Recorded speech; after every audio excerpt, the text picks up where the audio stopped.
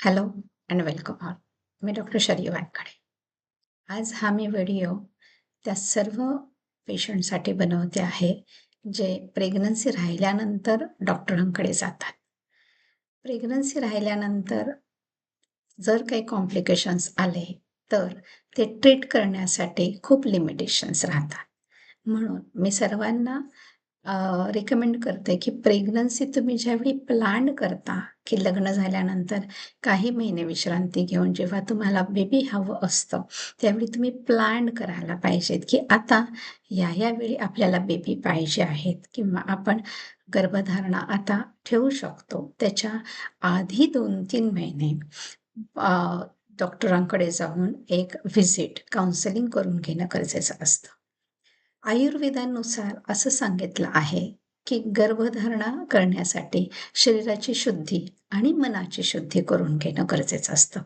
पती आणि पत्नी या दोघांनीही आपल्या शरीराची शुद्धी व मनाची शुद्धी करून जर गर्भधारणा ठेवली, तर गर्भ हा निश्चितच चांगला असतो.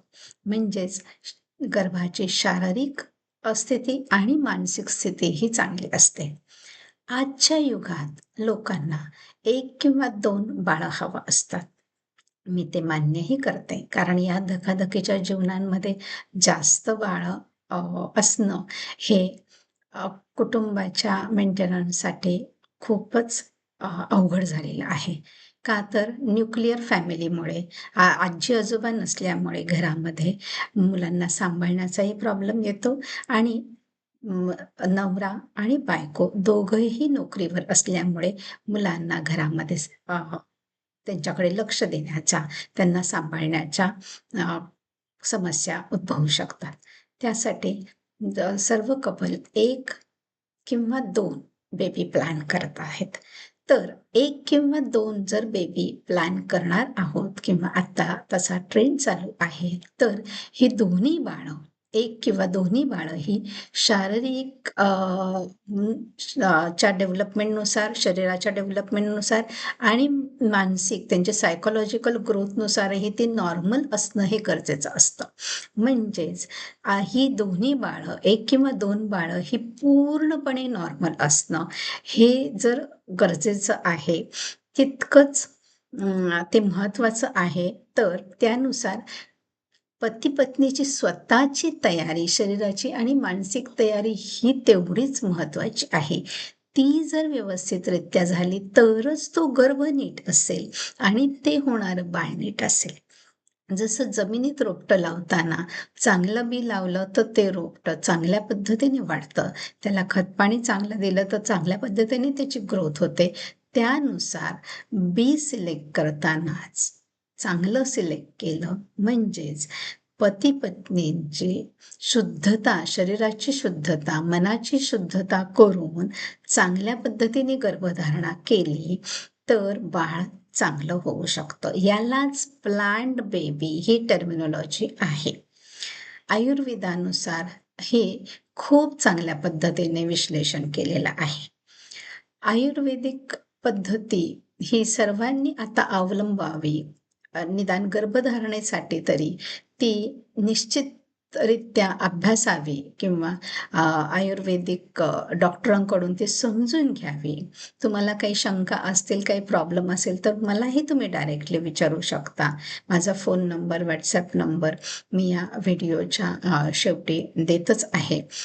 तर व्यवस्थित आपल्या शंका निरसन करून आयुर्वेदात ज्या पद्धतीने सांगितलं आहे, शरीराची शुद्धी करून, मनाची शुद्धी करून, काही आहार विहारात बदल करून, ऋतुचर्या सांगितलेली आहे, त्याचा अवलंब करून गर्भधारणा करावी. गर्भधारणा झाल्यानंतर गर्भसंस्कारही करावेत. त्यांनी बेबीची डेव्हलपमेंट खूप चांगल्या पद्धतीने होते. तर मला सांगायचा उद्देश हाच, की एकदा प्रेग्नन्सी राहिल्यानंतर ट्रीटमेंट करण्यासाठी खूप लिमिटेशन्स असतात. तर प्रेग्नन्सी ठेवण्याच्या आधी तुम्ही कन्सल्टेशन करून घ्यावं. डॉक्टरांना कन्सल्टिंग करावं आणि ह्या गोष्टी समजून घ्याव्यात. म्हणजे शरीरात ज्या मायक्रोन्यूट्रियंट लागतात ते आधी देता येतात, त्यांची शुद्धीही करता येते, पंचकर्मही आधी करता येतात. पंचकर्म नेहमीच किचकट असतात असं अजिबात नाही आहे. काही वेगळ्या पद्धतीनेही ते अवलंबन करू शकतो. त्याचा अवलंब करू शकतो आणि आहारात, विहारातही थोडेसे बदल करून आपण त्याचा योग्य पद्धतीने अं, अ, उपयोग घेऊ शकतो. ज्यांना प्रेग्नन्सी राहत नाही, वर्षभर लग्नाला वर्ष होऊन जर कोणतेही कॉन्ट्रासेप्टिव्ह वापरत नसेल आणि तरी वर्षभरात प्रेग्नन्सी राहिली नाही, तर आम्ही डॉक्टर लोकं त्यांना वंध्यत्व हा प्रॉब्लेम आहे असं त्या कपलला आहे असं संबोधतो. तर फक्त वंध्यत्व असणाऱ्या लोकांनीच हे करावं असं नसून ज्यांना प्रेग्नन्सी प्लॅन करायचं आहे ते पण या गोष्टी अंमलात आणू शकतात आणि आयुर्वेदिक पद्धतीचा अवलंब करू शकतात, जेणेकरून त्यांना हेल्दी बेबी मिळेल आणि त्यांचं कुटुंब पूर्ण होईल. मी आशा करते की ह्या व्हिडिओमुळे तुम्हाला तुमच्या ज्या शंका आहेत त्या थोड्या तरी निवारण झाल्या असतील आणि बेबी प्लॅन कसं करायचं आणि त्याच्या आधी आपल्याला ट्रीटमेंट घ्यावे लागते हे जरी कळलं तरी या व्हिडिओचा उद्देश पूर्ण झाला असं मी समजेल. सर्वांना त्यांच्या कुटुंबातला आनंद लाभो अशी मी आशा करते. धन्यवाद.